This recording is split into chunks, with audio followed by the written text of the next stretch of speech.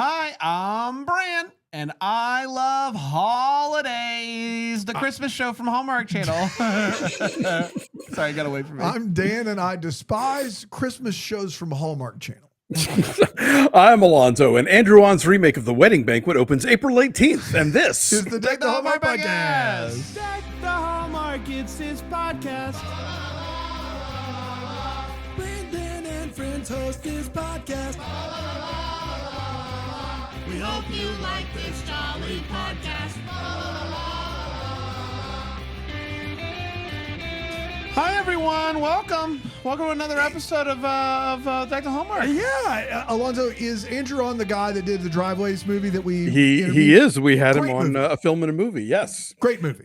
his he did a remake of The Wedding Banquet. It just premiered at Sundance, and it's going to be opening in April. And it is relevant to this week's episode. Okay. I've never heard of The Wedding Banquet.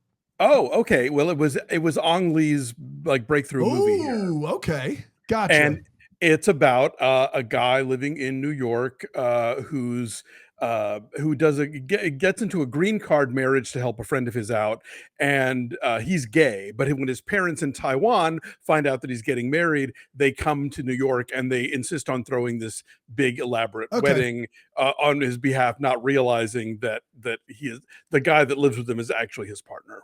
So, yeah, very much akin to what we're talking about today. Yes.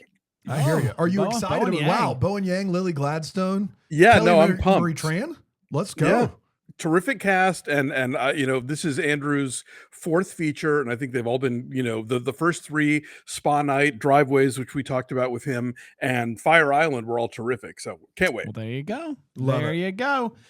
We are talking holidays. We're on our third episode. Excited to break that down. Alonso, you did break some big news on Christmas morning last week, which was very exciting. We knew but nothing about I it here, did. and it's a good thing I listened to Christmas morning, It's or a good thing you I did. wouldn't know what That's you're talking about. That's exactly right. But I'll let Daniel you talk. never misses an episode. No. I know. honk, honk. I actually have to send it to him early That's because right. he can't Yeah, wait. yeah, yeah. So anytime we're done, I send it straight to Dan so that And he I can have to listen. imagine how many days it is before Christmas I because know. you announced it. Yeah, I know. You guys But don't do those live from the North Pole, huh? well, we do them in a sense. That is weird. Alonso, what's your big news though for people that maybe missed it? Sure. The big news being I'm putting out a revised and updated edition of Have Yourself a Movie Little Christmas, my 2010 film guide. It's been 15 years. It's time to update the thing. Yeah. And that's going to be coming out this fall from Applause Books. It's going to include a lot of movies that we talked about here on Mondays. So if you were kind of wondering what we were digging into in the latter half of last year with, Violent Night and Home Alone Trancers 4 and and- Home Alone 4 Yeah. and whatnot. Decky Award winner while you were sleeping. That's right. Exactly. Yeah. Yeah. That And also was all broke a part of record my for research. standing I believe ovation that as well, the which is crazy. page, the chapter 4 while you were sleeping is just going to say holds the world record for longest applause. The It's Decky Award. The Decky Award. which is Sure. pretty And big. everyone will know what that means. They'll of course. understand. They'll Yeah. understand. And we didn't even tell you who was like. As soon as you don't have the award anymore, we don't can't talk tell you about what it. the name is. We don't talk about it. So So we'll tough see break what for happens that. next year. But for now, pretty big deal for while you were sleeping. Pretty big deal for you, Alonso. We're very excited So for excited. you. I'm And pumped. and so do we're in do the we I'm get our pumped, everything's cool stage of the cycle of Alonso writing a book right now, which is awesome because shortly we're going to be like, I got to get going on this. And then No, I he's get gonna it. be- I turned He's it done in. it. It's done. Oh, he's so, done. yeah. Okay, great. Yeah. Oh, he's already passed. Oh, wow. Yes. We're back to full, pumped. We're full circle. we're back I'm to back pumped. to not hating life. Yes. I but think this I've one- heard I'm not writing a book again 3 times from Alonso. So I'm excited what book you write next. We can get back in the wheel again. Cycle begins anew. Yeah. His next book is called "How to Never Write a Book." That's Again. right. Yes. My guides are 5 getting easy published steps. every year Last for the one, past I 5 need years. it this time. Alonso, we are very excited. Comes out this fall, correct? Correct. Very excited about it, and maybe we'll bring you on to talk a little bit more about I it. don't think so. Maybe. We'll try to schedule it. See if we can. We'll see. Talk to my people. I don't want Yeah. to make any promises. That's right. Alonso's getting and- pretty big. I don't know if you see his jacket, but he's getting to be a pretty big Philo, deal. don't say anything else. Philo.tv/DTH. Yep. Philo.tv/DTH. I'm a Look at lyrical Alonso. master. I don't know what to tell you. That's right. Pretty big deal today, Alonso is. And I'm excited to get our featuring. I don't know how they do it with books, but like we basically helped author. We basically Some help of those write the chapters. book. It's And gonna so- we're gonna at least get a co-author, I'd say minimum. minimum. I will happily give y'all copies. Yeah. Okay. Oh, All right. Like, paperback or hardback? What am I getting here? Or Kindle? I think it's all paperback. At this Oh, point. okay. There will be a Kindle, actually. Yeah, That's yeah, true. Yeah. Let's talk holidays, shall we? We're on episode 3 of season 1. This week we're following the Lynn family. This episode originally premiered on November 21st, 2024, and it went a little something like this. Ted and Marcus go into a literal closet to talk about what just happened with Grandma out there back in episode 1. As you remember, Dan, I know that you remember. Oh, for sure. But there was this whole thing. Grandma came into town. They were all very afraid. And Ted hasn't told his grandma that he's gay. And when the opportunity presents itself, instead of coming out and being honest, she finds out that they're planning a wedding, and she assumes that it is Ella that is getting married, not Ted. So now they are in the closet and they're having this conversation. The rest of the family soon quickly joins them in the closet as well to discuss. And Marcus is like, I don't understand why you guys are all so afraid to just tell the truth. And they're like, Grandma doesn't like change, so there's nothing we can do about it. Marcus is not happy, and he leaves. The next morning, Ted tells Marcus that he just needs a little bit more time with this and asks him to just go along with it a little bit longer. Marcus reluctantly takes off his engagement ring, ready to go along with the plan. Grandma controls everything, including when Marcus and Ella are going to get married. She has everything figured out. She demands that they have a photo shoot so that she can put the pictures in the newspaper so that everybody will know that they're getting married. The photo shoot does not go well at first, considering the whole they don't love each other thing. But Ted goes and gives him a pep talk, and things start looking up until Grandma drags him to her fortune teller. Turns out Ella and Marcus are going to be a perfect couple, which makes Ted feel worse somehow until he finds out that they tricked the fortune teller and that fortune was actually Marcus and Ted. So that makes him feel better. Things are beginning to look up until somebody recognizes Ella from her social media. Now, Ella on social media has gotten a bit of a following for kind of going against the grain, bucking the tradition of marriage, bucking the tradition of traditional gender norms and stuff like that. And that's what she promotes on her social media. So this person is shocked to see that Ella is planning a wedding. It seems to go against everything that she stands for on social media. And so they take a picture with Ella, and now Ella's very concerned that this is going to get posted on social media. Grandma gives Marcus her ring to give to Ella, and then tells Ted that she wants him to take over the family business. The engagement announcement goes out to the local papers, and so the family spends the day going around and getting all of the newspapers that have now gone out. Marcus opens up to Ted about how he's actually having fun planning this wedding because he actually feels like he gets to plan a wedding that he wants, not just all the thing that Ted wants. And Ted apologizes and promises in this marriage to not railroad his opinion, saying that their marriage will be one of compromise. They're about to kiss, but Grandma interrupts them and asks Marcus to come inside and explain the food that's on the table, because Ted's mom made all of Marcus's favorite dishes so that he would feel like he's at home. Grandma actually loves all the food, and she claims that she loves change. It was actually her husband that didn't like change. She loves change. She brings up the fact that all of her friends can't find the newspaper anywhere. Just then, the power goes out, just like in the last episode. Ted runs outside to find lanterns and stuff or something. I don't know. But Marcus follows him outside, and it's raining, and it's romantic. And they end up kissing in the rain as Grandma watches from inside, clearly surprised. And that, my friends, was Holidays, Season 1, Episode 3, The Lynn Family. We did it. We did do it. Let's take a break. We're going to come back. We're going to break this episode down, share our thoughts here on Deck the Hallmark.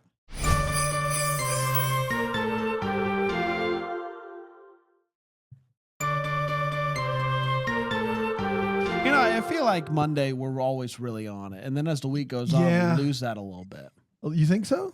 You think this is when we're great here? I think we're great here. We just set Deck the Hallmark perfectly. Oh, for that. Yes. I got you. It goes out the window. Yeah. Maybe it's because Alonso's here. You're trying to impress It's probably when Brian shows up, right? Wouldn't you think so? That would make sense. Yeah. Mm-hmm. Brian, what do you think? He said, yeah. Brian agrees. So. Weird. What are you going to do? Weird thing for him to agree with. Let's talk holidays episode 3, the Lynn family. I had a little Holidays. You ever like get that happen and you're like, you don't know how to handle it, so you just try to power through? I know I do as a professional podcaster. Let's break this episode down. We're going to start with a hot take. We're going to share our thoughts on this one. Alonso, what do you think of the Lynn family? I think this is a pretty strong episode. It again, just kind of kills me that it was part of the sort of paywall purge of all the queer content this year on Hallmark. I mean, apart from some supporting characters in the main channel movies, like your groomsman, your Cherry Lane, Jonathan Bennett, this all got kicked over to the streaming service. I do hope that it one day makes it to the big channel. But yeah, I think that, again, this does touch on a thing that happens in a lot of families where there's the older relative and people are worried about not telling her and she's not going to understand. And maybe the younger people are underestimating the older relatives' tolerance for new things and for change, and not giving them the credit they deserve for being more open-minded. So I think as a farcical setup, they are working that pretty well on this episode. And I think the fact that the sister has this identity as somebody who on social media is very much against the idea of like traditional romance and I never thought I would hear patriarchy uttered in a Hallmark show. They find some fun stuff to do with that. So yeah, I think this is one of the stronger episodes, and I hope that more people get to see it. Yes, I agree. It is a strong episode. It's a lot of fun, and the music. It's unbelievable. Banger after banger in this episode, which I don't know if that says more about the songs that are in this one or the songs that are typically in regular Hallmark stuff. But all the songs in this episode were really great. But yeah, I thought that this one was a ton of fun. The final scene, steamy, and left a lot of intrigue for what's going to happen at the conclusion of this. And so, job well done on them. I think this one played with that better than the last one, which was just like the power goes out. And they're like, what am I going to do? This one, I felt like even more so, I'm mad that I have to wait now for a few more episodes to find out how this thing is going to conclude itself. Although I suspect that what we'll get with Grandma being like, I actually like change. Yeah, she's going to get before. It's not like she's going to die. And they're like, thank God. She's going to be fine. Spoilers, Dan. Yeah. But I get very convenient that right before this happened, Grandma was like, I actually like change. So that's nice. So I imagine that we know what we're going to get here, but really well, Dan? It's a great job. You landed that plane like a pro. What's going on with that banner behind you? I don't know. The alien is about to come through the wall there. Don't ask, guys. Don't ask. It's a fire marshal thing, and that's not a joke. Fire compliant. We are today anyway. So this is the best episode of this by a mile, and it's for all the reasons that Bran and Jam Master Jay mentioned. It is the music is fantastic in this episode. The performances are great, and like the most shocking thing about this episode is the sister who gets words like toppling the patriarchy and challenging gender norms. Like I was like, we were breaking glass ceilings. I didn't even know Hallmark knew were there in this episode, and that was awesome. Now, it is my lack of tact and nuance that angers me whenever we do this thing. Like, I couldn't watch Everybody Loves Raymond regularly because they all just gaslight Ray's mom into thinking she's right because they don't want to have a conversation with her all the time. And it had nothing to do with somebody being in the closet. It was just, we don't want to bother Raymond's mom, and it would drive me nuts. And that's the premise of that 10-season show. Like, Happiest Season, when we did that on this program, I love that movie, but I also said and admitted, like, this comes from a place of someone who never had to hide who they were a day in their life. It's so frustrating to me that they're doing this. Like, I was like actively angry watching this. Like, this is an old woman who is single-handedly keeping people from being happy.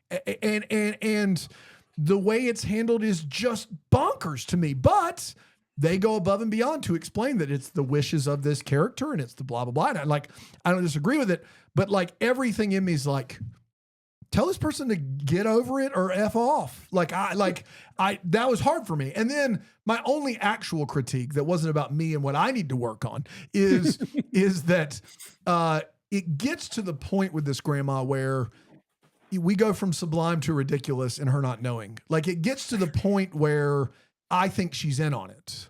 Like when she's doing all of these wedding planning things that she happened to book in a 36-hour span, you're just like, she has to know, right? Like she has to know. Is she just daring them at this point? Yeah. And then when we find out that she doesn't, it took a little away from me, but I am very much in the weeds here, nitpicking. This is the best episode of this. So much to love. I thought it was really like witty script too. And I can't believe Hallmark wrote a lot of this and put it on television. And I certainly wish that it was on terrestrial television and not just behind the paywall of the Plus. Having said that, best of the season so far, no question about it. Best of the season. Yeah. We had that queued up. Yeah, we did that. We had it queued up. Yeah. I don't know what to tell you. No. Different types of horns. Different types of horns. It's tough over there.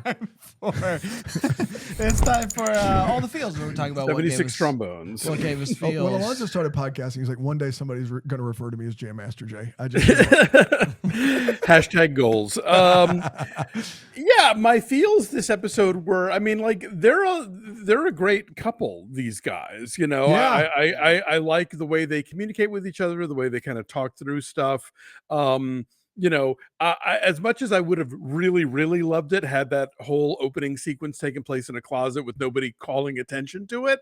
Yeah, it's Hallmark. We're never going to get that, but like it was still, as a visual metaphor, I thought quite potent and useful. I think Jasmine Chen, who plays the sister Ella, is very funny, and you know, as the sort of third part of the kind of farcical triangle here, I think more than holds her own and is not just sort of along for the ride. Like she has reasons for doing it and responses to things as she's doing stuff.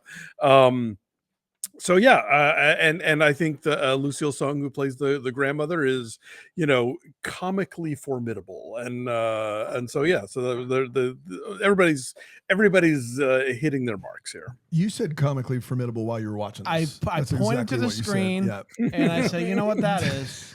Say on the count of 3. 1, 2, 3. Comically formidable. That's right. Yeah. And then we do that occasionally, but it's not often.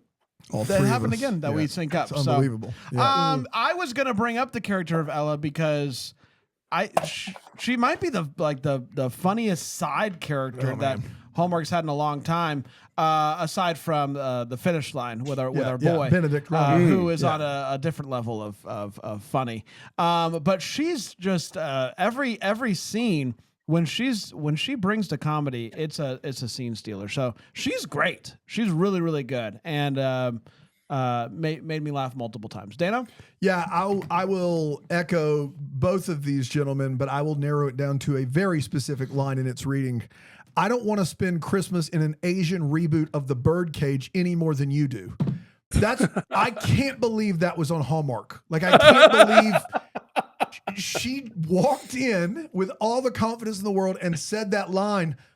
I lost it. I thought it was great. I couldn't believe it. And then she's great the rest of the way. They're all great. The couple is great. They're all great.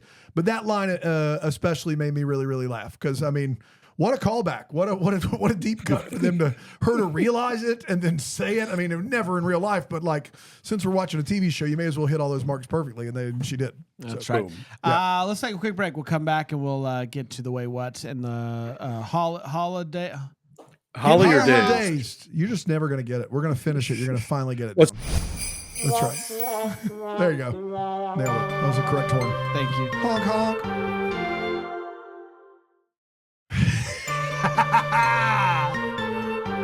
Hi, everybody. Welcome back. On a delay, you nailed it. Nailed it. Mondays are good days. Mondays are good days for us. Let's get to the Wait What's here of episode 3 of Holidazed. Alonso, what made you go Wait What? A lot of my Wait What's revolve around the newspaper. Yeah. And the fact that grandma owns it. There's the early on we get the line that the she bought the paper because they were going to discontinue her favorite section, the obituaries. Let's camp out on that for a second. What newspaper would eliminate the obituary section? Like, what possible reason? Like, oh, it's a big money loser for us. That's we got to get rid of that so we can run more Garfield or whatever. Like, it's just, that didn't make any sense to me. You bring up an interesting idea, though, how we considered more Garfields. Have we thrown it out? You want more than the one a day that the newspaper would give you? You want 2 Garfield? How many He's Garfield? full page of He's Garfield. a funny cat. Let me guess. You're going to tell me that he hates Mondays and loves lasagna. That's like not what I'm you going do to say every at all. time. He has one Okay. of the most underrated Christmas specials of all time. Never seen Garfield's Christmas. Great special. Alonso, keep going. Yeah, so that, and then the idea of like them, snagging all the papers, which is a funny idea, but again, in practicality, it's like I'm imagining some people get those delivered to their homes and they're not like rooting through people's yard to steal those. Does this newspaper have a website where people could just get this information online? And then that leads to a whole other thing of like, how big is this town? Which I know we've asked before, because they've got the one cop played by, Aaron Cahill, who spends most of her time doing crafts, apparently. Also, how Chinese is this town? Because they've got like the wedding pavilion ready to go and the bridal shop that sells the red dresses. Red dress. Yeah. Like, it's like, who else is Chinese here besides y'all? Who are grandma's friends? How many of them are there? Do you think this is like portrayed as a small town, but secretly Seattle? You have to wonder. Like, I think it's one of the press notes I saw. Like, they said it was somewhere in Oregon, but like, I'm getting heavy Vancouver here, which is I'm sure where they shot it. But it's like, but specifically in terms of like having this enormous Asian community. Yes, if they said it was Vancouver, then be like, oh well, that explains everything. Explains a lot of it. Yeah. And then like building upon that, okay, she owns the newspaper, but what is the family business that Ted is now going to be CEO of? I thought I just missed it and I was just embarrassed and didn't want to say anything. I honestly don't know. I don't know what it is. And then also she's visiting, right? So where does she live? Does Ted also live there? Like there's a lot of unanswered questions about the whole structure of what we're doing here. Yeah, more than fair. So Ted walks in the next morning after the closet conversation, and I see, a relatively large bed, queen, potentially king, I think probably queen, and the full thing has been slept in. And can I ask you this? Can I ask you how you operate? When you go somewhere that's not your home to sleep, how do you handle the bed? Like in the morning? No. Do you sleep on one side and only untuck the part that you have, or do you do a full thing? I do a full thing because most of the times it's side tucked and I'm taller than the bed is. And so I have to undo the tuck around the whole bed in order to get to sleep. Because if I'm by myself, I never even deal with the other side. No, I literally go and untuck the blanket around the entire bed before I get okay. So I wasn't a great ask there. No, fair. I don't like a side tuck, but once it gets past halfway, if it's I tucked no longer on the bottom, care. it's like pulling down on my feet. I no longer care once it gets past halfway. That's all I'm saying. But he cared because He when did he care. first walked in, I was like, oh, they're sharing a room because the whole bed was undone. No, they're not. He does at some point say, I'll do another night in the guest room. So I think when they first got there and they thought the grandma was going to be in Palm Springs, I think they were in the bed going together. to share. Okay, great. Yeah. But he does, like, he talks about how, like, do you miss me or whatever? Did you sleep well? He's like, yeah, I slept well. It's actually a great bed. But I did miss you. And he's like, you miss my snoring? He's like, your snoring is like my own personal white noise machine. No Lies. Lies. Said no one ever. White noise machines are a gift from above. That's right. Snoring. No It's one. a gift from hell. Hell, yes. Everyone in hell snores. A nightmare. I can't imagine somebody being like, if only someone was here to snore right now, then I could fall asleep. That was unfortunate. Dano? Yeah. So I just like it. My entire being says, stop appeasing this woman. and that was hard. That was hard for me. And some of that is not a wait what, because some of it is the wishes of the grandkid. And so obviously like that's their story to tell. But some of it I just felt like was like above, like not wanting to tell her about the change in the menu, like of the food. Like that was a big, like this son not being able to just be like, it's in my house, we're doing a different menu. Like it was driving me personally bonkers. But how much of it is her fault and how much of it is everybody else accommodating Correct. what they think that she wants? Yeah, I think it's their fault. No, I would say this is not like a Everybody Loves Raymond in that sense. I think they've decided that they don't want to step on anybody's toes. I mean, like when my wife and I got married, her parents gave us money to get married, and then they came back and said, we want this one thing. My wife did not want that one thing. And I looked at them in the middle of that and was like, hey, we appreciate the money. We're going to spend it how my wife wants to spend it. If you want to do this, you can have your money back. I literally said that to them. And you know what? They were cool. They were like, okay, we get it. We understand. We're not going to get that. That's fine. And so like, that is my natural way of going about things. And this family is so worried about any sort of confrontation with this woman who doesn't live there. Like I'm with you, Alonso. You've not given her the ability to change or the chance to change. And that's crazy.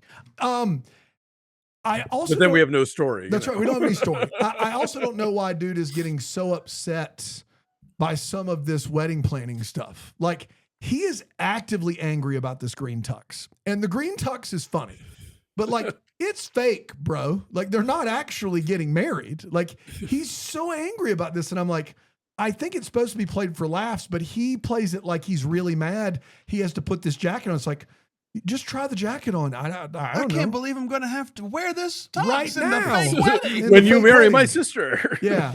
And lastly, and this is a big one, and this once again might just be me, as most of this episode clearly was.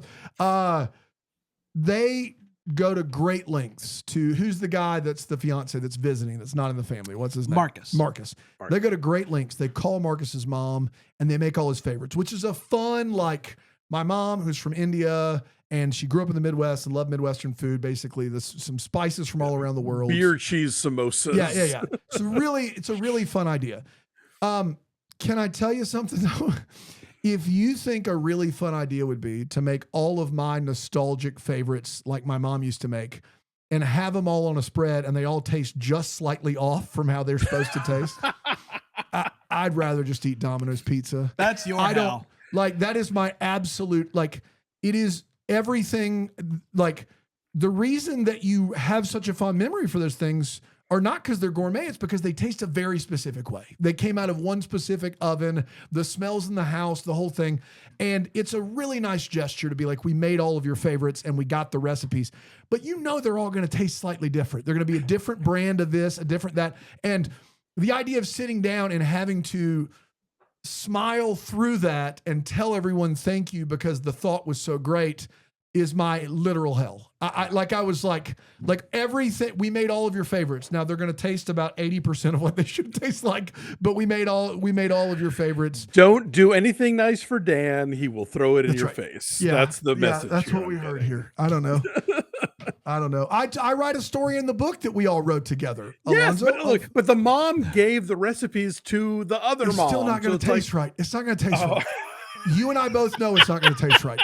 You and I both know it's not going to taste right. But the effort deserves the effort is a great. reward. The effort is great. But the effort is all put in for it to not taste right. Hey, you use Sargento and not Velveeta. That's exactly right. Well, Sargento over Velveeta. I think we all agree there. But I think that there's something to be said for, like, I don't want, there's some things you can't convey in a recipe. Yes. I don't think the thought is very nice. I'm trying. But I'm not with you, but I'm trying. The idea of the reason you love those things so much is the exclusivity of them is so high. You can only get them at a very specific place and sometimes a very specific time in your life. And so it is a nice gesture, but I just was kind of like, ugh. So there's that. This just in, old news, you're a monster. Thanks, Rev Run. Back to you, Brian. It's time for are you Holly or all your macaroni and cheese?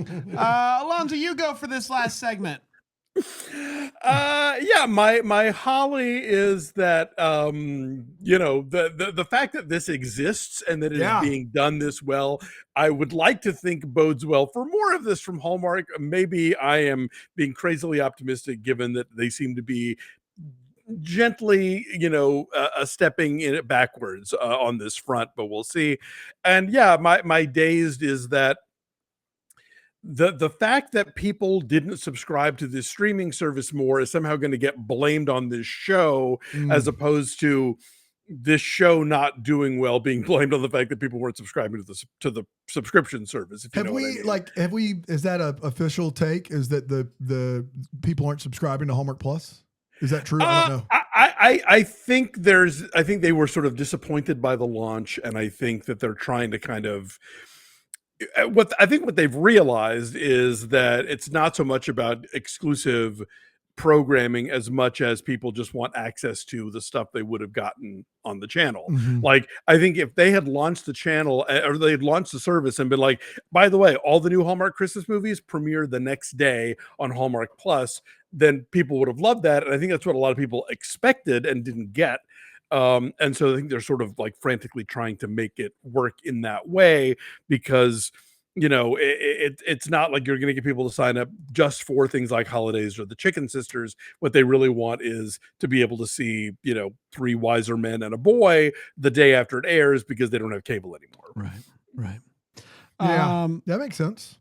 Or just get Philo, and then you can get all of that. Is that's Totes. the hack there? Philo.tv/DTH. That's probably the way to do it. Yeah. My holly is weirdly enough, the rain in this episode was great. It was like that. The part of the reason why the scene at the end works so well is the harder it's raining, the hotter it is when it comes to those type of scenes. And the rain was coming down. In the words of Hilary Duff, let the rain fall down, and it did. And so I kudos to them for making that happen. Shout out to Rain. Shout out to Rain. I don't know what the deal is with it, but it's happening. Torrent, a tempest. You know what I mean, brother? I don't know what's happening with what's the deal with the rain? Goodness. What's the deal with the rain?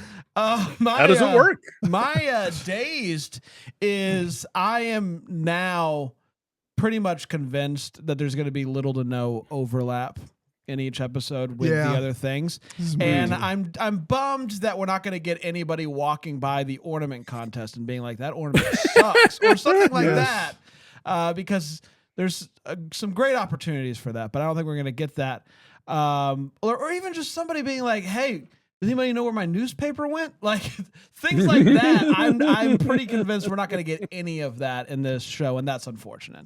Sister swap it. Yeah, I'll go days first, because I do think that, since I know that the last episode is going to be all of the endings, I have a very real concern about losing steam on these stories. I think whatever story gets to be right before the finale, I think has the best chance to feel whole and complete. And I'm just worried that you just don't have the momentum you think you have. And I would love to be proven wrong there, but I'm very worried, because as Bran pointed out, these are now individual portions of Hallmark movies. It isn't a bunch of stories being told at once like episode 1 was, which I think was great. Sure. I think these are just like little snippets of Hallmark movies, and I think they're almost better.